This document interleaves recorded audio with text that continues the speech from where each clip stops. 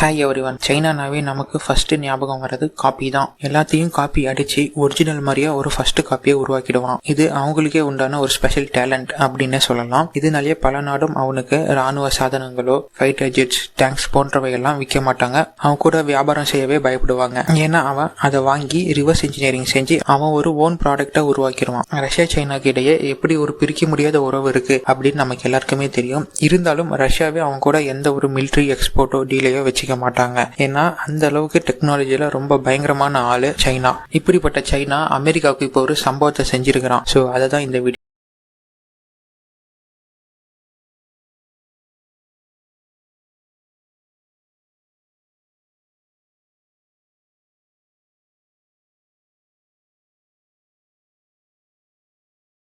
நேயர்களுக்கு அன்பு வணக்கங்கள். வீடியோக்கு போறதுக்கு முன்னாடி நம்ம சேனல்ல defence news, defence weapons and important global news இதெல்லாம் கவர் பண்ணுவோம். சோ இதுல உங்களுக்கு ஆர்வம் இருந்துச்சுன்னா மறக்காம நம்ம சேனலை சப்ஸ்கிரைப் பண்ணிட்டு வர வீடியோ பார்த்து என்ஜாய் பண்ணுங்க. முடிஞ்ச உங்க ஃப்ரெண்ட்ஸ் 4-5 பேருக்கு ஷேர் பண்ணுங்க. அது மூலியமா நம்ம சேனல் இன்னும் பல பேருக்கு ரீச் ஆக வாய்ப்பு இருக்கு. அண்ட் இப்போ வாங்க அப்படி என்ன சம்பவம் அப்படின்னு பாத்திரலாம். F-22 ரேபிட் ஆர் நம்ம எல்லாத்துக்குமே தெரியும். அமெரிக்காவின் ஏர்போர்ஸுக்கு எவ்வளவு முக்கியத்துவமான 5th ஜென் ஃபைட்டர் ஏர்கிராஃப்ட் அது அப்படின்னு. இதோடைய டெக்னாலஜி டீடைல்ஸை திருடி சைனா அவனுடைய 5th ஜென் ஃபைட்டர் ஜெட்டா உருவாக்குறதுக்கு பயன்படுத்தியிருக்கு. சைனாவின் மைட்டி டிராகன் அப்படின்னு அழைக்கப்படும் J-20 தான் அந்த ஃபைட்டர் ஜெட். இந்த J-20 ப்ரோக்ராம் 2008 ஸ்டார்ட் பண்ணி 2011 ஃபர்ஸ்ட் ஃபிளைட் ட்ரையல் செஞ்சு 2017 PLA சேர்க்கப்பட்டது. அந்த வருஷத்துல, அதாவது 2017 இதை இன்ட்ரோடியூஸ் பண்ண வருஷத்துல அமெரிக்கா பல குற்றச்சாட்டையும் J-20 மேல வச்சாங்க. இது பார்க்க F-22 மாதிரியே இருக்கு. கண்டிப்பா இவன் நம்மளுடைய F-22 டேட்டாவை வச்சுதான் அவனுடைய J-20 உருவாக்கி இருக்கிறான். பல அமெரிக்க டிஃபென்ஸ் வல்லுநர்களும் சைனா மேல ஒரு பெரிய குற்றச்சாட்டை வச்சுக்கிட்டு வந்தாங்க. ஆனா அப்போதைக்கு அவங்க கிட்ட எந்த ஒரு எவிடன்ஸும் இல்ல. ஆனா இப்ப எவிடன்ஸோட எந்தெந்த டேட்டா அண்ட் டிசைன் டீடைல்ஸை திருடி J-20 உருவாக்கி இருக்கிறான் அப்படின்னு அமெரிக்காவின் முன்னாள் உயர் அதிகாரி இப்ப சொல்லியிருக்கிறாரு. அதாவது thrust vector, nose section, radar cross section, stealth technology போன்ற கிரிட்டிக்கல் டேட்டா எல்லாத்தையுமே திருடி அவனுடைய J-20 உருவாக்குறதுக்கு பயன்படுத்தி இருக்கிறான். சோ இது மூலியமா எங்க ஃபைட்டர் ஜெட் டேட்டாவை வச்சு எங்க ஃபைட்டர் ஜெட் அடிக்கிறதுக்கு அவன் ஒரு ஃபைட்டர் ஜெட்டை உருவாக்கி இருக்கிறான் அப்படின்னு அவங்க கிளைம் பண்ணியிருக்கிறாங்க. மேலும் இது மூலமா அமெரிக்கா சைனா இரு நாடுகளுக்கும் இடையே இருந்த அந்த டெக்னாலஜி கேப், அதாவது 5th ஜென் ஃபைட்டர் டெக்னாலஜி அப்படிங்கிற கேப்பை சைனா இப்ப கவர் பண்ணிட்டாங்க இந்த J-20 மூலமா அப்படின்னு அந்த முன்னாள் அதிகாரி குற்றச்சாட்டை வச்சிருக்கிறாரு. கண்டிப்பா இந்த ஒரு டேட்டா டெஃப்ட் விஷயம் USAFக்கு எப்பயோ தெரியும். ஆனா இது வரைக்கும் US ஏர்போர்ஸ் தரப்புல இருந்து எந்த ஒரு செய்தியும் அபிஷியலா வெளியில வரல. இதற்கான காரணம் நான் சொல்லிதான் உங்களுக்கு தெரியணுமா? சோ சரி, இது மாதிரி அமெரிக்கா கிட்ட இருந்து டேட்டாவை திருடுறது சைனாக்கு புதுசா அப்படின்னு பார்த்தா அதுவும் இல்ல. இதே மாதிரி ட்ரம்ப் ஆட்சியில் இருக்கும்போது F-35 ஸ்டெல்த் டெக்னாலஜி இன்ஃபர்மேஷனை டிபி கணக்கில் திருடி இருக்கிறான் சைனா. குறிப்பா இவன் ஏன் அமெரிக்காவின் 5th ஜென் ஃபைட்டர் டெக்னாலஜியோட டேட்டாவை திருடி இருக்கிறான் அப்படின்னு பார்த்தா, சைனா அமெரிக்காவுக்கு போர் வந்துச்சுன்னா இந்த போர்ல அமெரிக்காவின் ஃபைட்டர் ஜெட்ஸ் தான் அவனுக்கு பெரிய அளவுல கை கொடுக்கும். மேலும் சைனா இது மாதிரி fighter jet technology, stealth technology, 5th gen டெக்னாலஜில எல்லாம் அட்வான்ஸ்டா இல்ல. சோ இதை ஓவர் கம் பண்றதுக்கும் இந்த லேக ஓவர் கம் பண்றதுக்கும் அமெரிக்கா ஜெட்ஸோட டேட்டாவை திருடி ஸ்டடி பண்ணி சைனா எந்த இடத்துல லேகா இருக்கிறாங்களோ அதை ஓவர் கம் பண்ண பாக்குறாங்க.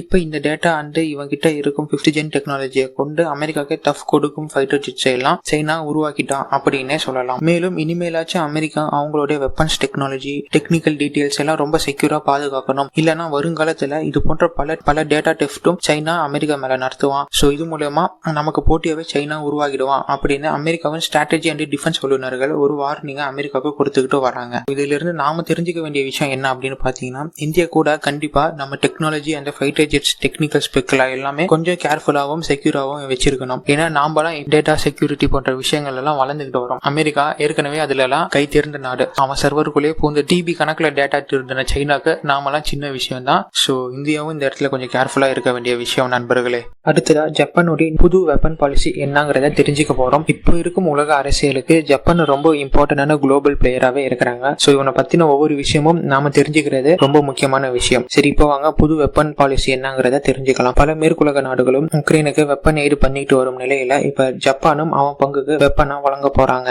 அப்பனா இது வரைக்கும் ஜப்பான் உக்ரைனுக்கு உதவலையா அப்படின்னு கேட்டீங்கன்னா உதவி இருக்கிறாங்க. இந்தியா எது மாதிரி ஹியூமனிட்டி எய்ட் பண்றாங்களோ, like bulletproof vest, medical kit, ஹெல்மெட்டை வழங்கிட்டு வராங்க உக்ரைனுக்கு இந்த போர்ல. ஆனா இனிமேல் வெப்பன்ஸை உதவியா வழங்க போறாங்க அப்படின்னு ஜப்பானின் பிரைம் மினிஸ்டர் சொல்லியிருக்கிறாரு. சரி, இந்நாள் வரைக்கும் ஜப்பானின் வெப்பன் பாலிசி என்ன அப்படின்னு பார்த்தோம்னா, ஜப்பானுடன் இணைந்து யார் யாரெல்லாம் வெப்பன் தயாரிக்கிறாங்களோ, யார் யார் வெப்பன் தயாரிக்க உதவுறாங்களோ, பார்ட்ஸ் சப்ளை பண்றாங்களோ அவங்களுக்கு மட்டும்தான் ஜப்பான் தன்னுடைய வெப்பன்ஸ் அண்ட் ஏர்கிராஃப்ட் போன்றவெல்லாம் எக்ஸ்போர்ட் பண்ணுவாங்க, டீலிங் வச்சுப்பாங்க. இதுக்கு மேல இப்ப இருக்கும் நியூ பாலிசி மூலமா ஜப்பான் வேர்ல்டுல எந்தெந்த நாடுகள் போர்ல பாதிக்கப்பட்டு வருதோ, எந்தெந்த நாடுகள் இன்வென்ஷன்ல இருக்கோ அந்த நாடுகளுக்கெல்லாம் வெப்பன் எய்ட் பண்ண போறோம் அப்படின்னு சொல்லியிருக்காங்க. உக்ரைனுக்கு அப்ப ஜப்பான் வெப்பன் எய்ட் பண்ணுவாங்களா அப்படின்னு கேட்டா 100% உக்ரைனுக்கு ஜப்பான் வெப்பன் எய்ட் பண்ண போறாங்க. மேலும் இந்த ஒரு நியூ பாலிசியை ஜப்பானின் லா மேக்கர்ஸ்க்கு பாஸ் பண்ண சொல்லி அறிவுறுத்தப்பட்டிருக்கு. சரி, இப்ப ஏன் ஜப்பான் இது மாதிரியே அவங்களோட பாலிசியை சேஞ்ச் பண்றாங்க அப்படின்னு உங்களுக்கு ஒரு கேள்வி வந்துச்சுன்னா, நான் ஒருத்தனுக்கு உதவி செஞ்சாதான் எனக்கு ஒருத்தன் உதவி பண்ணுவான். இப்ப எந்தெந்த நாடுகள் எல்லாம் போர்ல பாதிக்கப்பட்டு இருக்கோ, இன்வென்ஷன்ல இருக்கோ, அந்த நாடுகளுக்கு எல்லாம் நான் உதவி பண்ணா எனக்கு ஒரு போர் வந்துச்சுன்னா இது போன்ற நாடுகள் எனக்கு உதவி பண்ணுவாங்க அப்படின்னு ஒரு விளக்கத்தை ஜப்பானின் பிரைம் மினிஸ்டர் சொல்லியிருக்கிறாரு. அப்ப இந்த ஒரு கான்செப்ட்ல தான் ஜப்பான் உதவி பண்றாங்க. சோ இந்த ஒரு சேஞ்ச் மூலமா ஜப்பானின் வெப்பன்ஸ் கூடிய சீக்கிரம் உக்ரைன்ல விளையாட போகுது. இதே மாதிரி ஜப்பானுக்கு ஏதாச்சும் ஒரு பிரச்சனை வந்தாலுமே மற்ற நாடுகள், அதாவது இப்ப எந்தெந்த நாடுகள் எல்லாம் போர்ல பாதிக்கப்பட்ட நாடுகளுக்கு உதவி செய்யறாங்களோ அந்த நாடுகள் எல்லாம் ஜப்பானுக்கும் உதவ தயாராயிருவாங்க. சோ இந்த ஒரு விஷயத்த நாம ஜப்பானின் இந்த ஒரு பாலிசி மூலியமா ரொம்ப தெளிவா புரிஞ்சுக்க முடியுது மக்களே. சோ ஜப்பானின் கேம் ஆன் அப்படின்னு சொல்லலாம். நீங்க குறிப்பா பாத்துக்கிட்டீங்கன்னா இந்த ரஷ்யா உக்ரைன் போருக்கு பின்னாடி ஜப்பானுடைய பல பாலிசிஸும் பல மிலிட்டரி ஸ்ட்ராட்டஜிஸும் மாறி இருக்கு. சோ இதை பத்தின பல வீடியோவும் நாமளே நம்ம சேனல்ல போட்டிருக்கிறோம். சோ பொறுத்திருந்து பார்க்கலாம் ஜப்பான் எது மாதிரி. சோ ஜப்பான் இன்னும் என்னென்ன சேஞ்சஸ் எல்லாம் அவங்களுடைய பாலிசியில பண்ண போறாங்க, அவங்களுடைய செக்யூரிட்டி அண்ட் டிஃபென்ஸ்ல பண்ண போறாங்க அப்படின்னு. இன்னைக்கான வீடியோ எப்படி இருந்துச்சு? சோ 2 முக்கிய விஷயங்களை நாம பார்த்திருக்கிறோம். இன்ட்ரெஸ்டிங்கா இருந்துச்சா? அவங்களுடைய கருத்து என்ன அப்படிங்கறத கமெண்ட் பாக்ஸ்ல போடுங்க, நானும் படிச்சு தெரிஞ்சுக்கிறேன். சரி மக்களே, இந்த வீடியோவை இதோட முடிச்சுக்கலாம். மேலும் ஒரு நல்ல வீடியோவில் சந்திக்கிறேன். அதுவரை இணைந்திருங்கள் ஆயுதம் அறிவோமில். நன்றி, வணக்கம் and stay tuned for next video.